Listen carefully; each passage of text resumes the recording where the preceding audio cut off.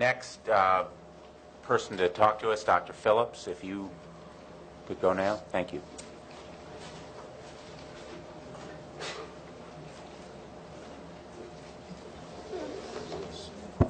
Thank you very much. I've been asked to comment specifically on the persistence of Lyme bacteria in patients who've been treated. Certainly there are many aspects of Lyme disease which remain highly controversial, and diagnosis and treatment are among the top two. The fact of the matter is that many patients with Lyme disease will relapse despite antibiotic therapy, and some call this a post-Lyme syndrome or post-Lyme fibromyalgia, whereas others call this kind of nonsense, and it's just the continuation of the initial active Lyme disease. A couple of very conservative authors, including Dr. Steer and Siegel, have evaluated patients with so-called post-Lyme fibromyalgia. Their data was very interesting, but their conclusions were surprising. They found that with antibiotic therapy, the patients initially worsened, then they improved, and then off antibiotics, they relapsed again. It should be noted that a temporary worsening of symptoms with initial antibiotic therapy is typical of active Lyme disease rather than a post-infectious syndrome. This is consistent with a Herxheimer reaction. Their conclusion was that benefits attributable to antibiotic therapy in these studies were placebo effect, but it should also be noted that these studies were not placebo-controlled. And lastly, it should be noted that every one of the primary symptoms associated with fibromyalgia is also common in active Lyme disease. So it should come as no surprise that B-Burgdorferi DNA has been detected actually in the muscles of patients with so-called post-Lyme fibromyalgia, demonstrating persistence of the organism. And in animal models, despite 30 days of amoxicillin or doxycycline, eradication of the organism was not achieved. When they've expanded these studies to include not only amoxicillin and doxycycline, but also azithromycin and intravenous ceftriaxone at comparable human dosages for 30 days, the same thing happened. The bacteria was not eliminated from these animals. However, they did note the episodes of acute arthritis, of objective swelling, did resolve. In this study, again by conservative authors, including Drs. Persing and Steer, a full 30% of the patients remained persistently PCR positive despite multiple courses of quote-unquote adequate antibiotic therapy. When I use the term adequate or appropriate, I am specifically referring to shorter courses of antibiotics, generally in the 4-week range. Their conclusion was that Lyme arthritis that persists after antibiotic treatment is due to persistence of the spirochete. In this study, a whopping 74% were still PCR positive despite antibiotic therapy. With most other infectious diseases that I know of, PCR reactivity equates with chronic infection, but Lyme has been held to this higher standard, this other standard. So we'll go a step further. Here we have human persistent infection despite antibiotics proven by the presence of B-Burgdorferi. Here they found it in the skin despite extensive antibiotics in a seronegative patient. When I use the term extensive, I'm referring to more than 4 weeks of antibiotic therapy. And here again they found it in the eye despite intravenous antibiotics. And here found in the blood and spinal fluid of multiple patients who are both seronegative and spinal fluid Lyme antibody negative. Here they found it in the heart, in a fatal case of Lyme disease from Lyme carditis, despite quote-unquote adequate antibiotic therapy, which was clearly inadequate in this case. Here, despite several courses of adequate oral and intravenous antibiotics, this patient also succumbed to Lyme disease, and her lymph nodes demonstrated B-Burgdorferi on autopsy. Here they found it in the joints, despite, quote, adequate antibiotic therapy, both oral and intravenous, also by conservative authors, including Schoen and Steer. Here again, they found it in the spleen despite intravenous antibiotics.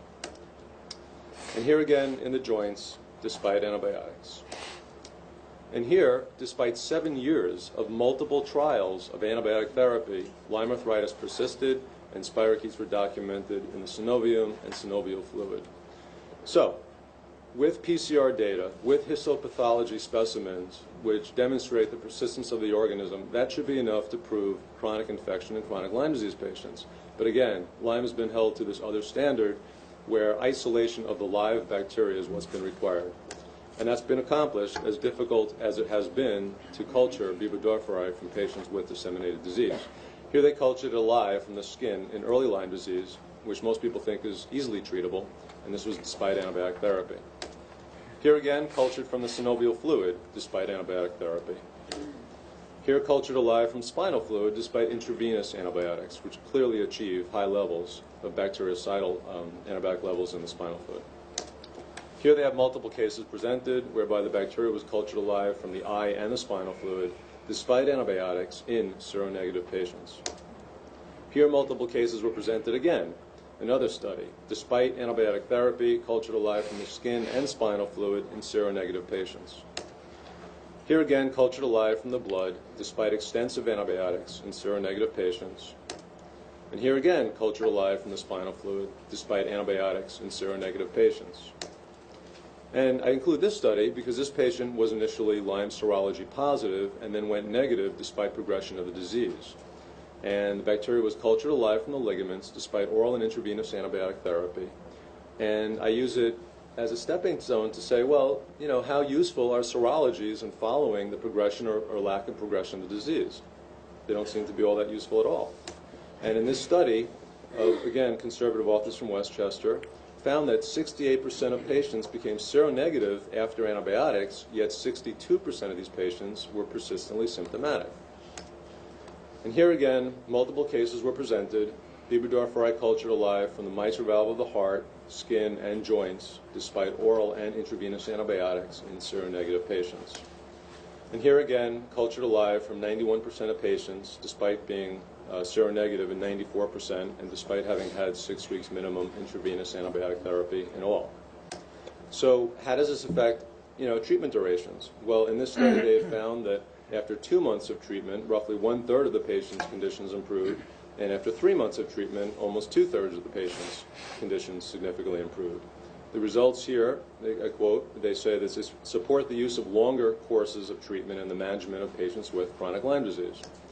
In this study, they say that several aspects of late borreliosis, meaning late Lyme, are false negative antibody testing and the need for prolonged antibiotic treatment in chronic or recurrent forms. And here I present another unfortunate fatal case of Lyme disease, and I present this one because it was expressed primarily by neuropsychiatric features with a progressive frontal lobe dementia. Here the author stated that antibiotic treatment resulted in transient improvement, but the patient relapsed after the antibiotics were stopped.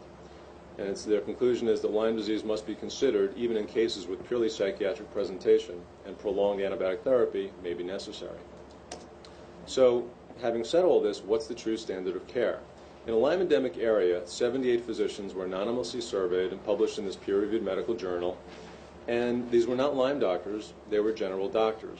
They found that 50% of the responders believed that 25% or more of patients who have Lyme disease were seronegative, and that for post-erythema migrans Lyme disease, interpreted as acute disseminated Lyme, 43% of the responders treat 3 months or more.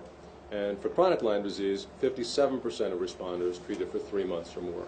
So the majority of general doctors in a Lyme endemic area in this published study were treating for more than 3 months for patients with chronic or refractory forms of Lyme disease. In summary, I say that there are numerous medical studies that demonstrate that chronic Lyme is caused by chronic infection. Seronegative Lyme disease is common, and longer antibiotic treatment durations are more effective than shorter, although not necessarily curative. Post-Lyme syndrome, post-Lyme fibromyalgia is really just persistence of the initial infection. It's a internally inconsistent and unscientific theory that should never have seen the light of day, and that curative therapies are needed for chronic Lyme, but this research is not really being done, and there is a denial of the high frequency and even the very existence of chronic Lyme disease by many researchers. And that concludes my 10-minute presentation. And if there's question and answer, I can address some of the other things that were said earlier. I'm sure there will be. Okay.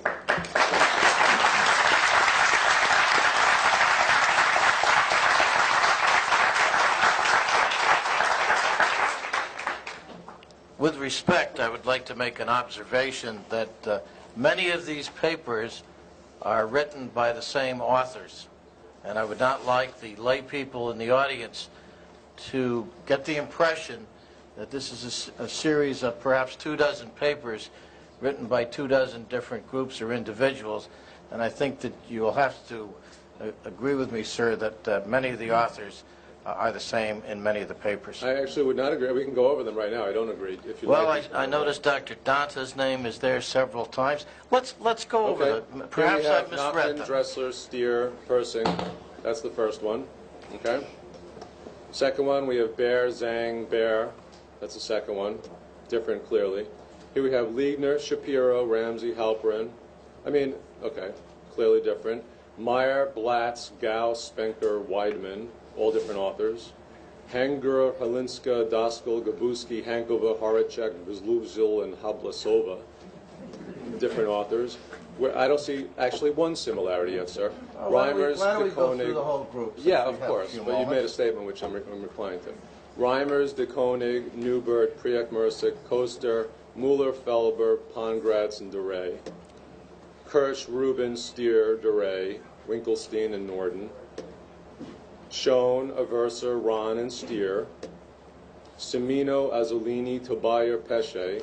How many do you want me to go through? I'd like to see the whole group. Okay. Hulinska, Now, Votipka. Helinska's appeared before. Yes. Is that not correct? She has, and so has Steer.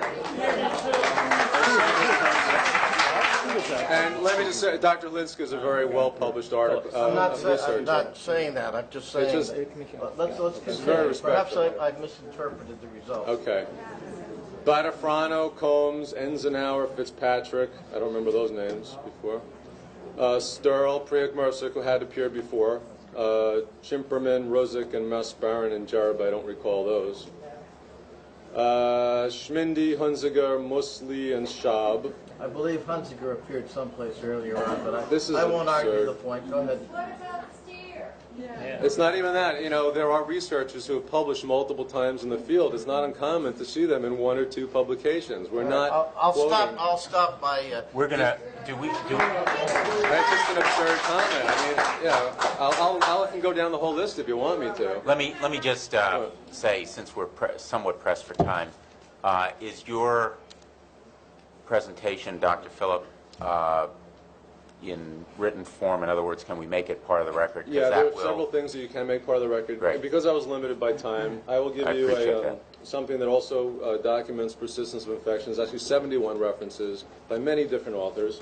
Also, I would include, Dr. Zemmel very accurately referred to a Klempner study which had shown that there wasn't a demonstrable benefit to retreatment in patients with chronic Lyme. The International Lyme Associated Disease Society has a position paper on that. I'm the lead author. It's 16 pages long. That study, in my view, is highly flawed, and we critique that. And also, the ILADS has just been published, their new treatment guidelines for the management of Lyme disease. It's just been published in the peer-reviewed journal Expert Review of Anti-Infective Therapy, and it's hot off the presses, and I will also include that as well. Thank All you. right, let's move on. I just want the audience to get an idea that they're not all saying things like that.